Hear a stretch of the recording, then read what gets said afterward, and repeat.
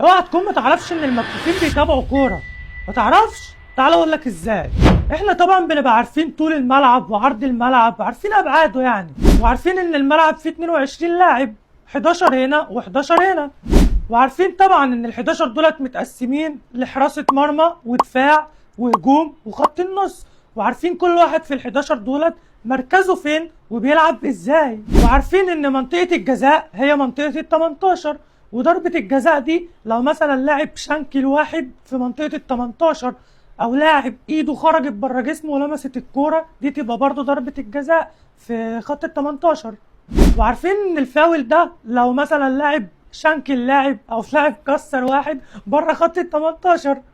وعارفين ان الشبكة طولها 3 متر 44، وان المقص دوت لما مثلا تشوط الكورة فاقصى حاجة فوق على اليمين او الشمال، او ان انا العبها ارضية تكون تحت خالص. وعارفين الكورنر والتسلل وعارفين كل حاجة. الفكرة بقى في المعلق الصوتي، لانه بيوصف كل اللي احنا عارفينه اللي انا لسه قايل لك عليه ده، فهو ده اللي مخلينا متابعين الماتش كاننا شايفينه بالظبط. عمنا مدحت شلبي، حفيظ دراجي، خليل البلوشي وما اكثرهم بقى. اكتب لي بقى في الكومنت انت اهلاوي ولا زملكاوي، وما تنساش اللايك والفولو.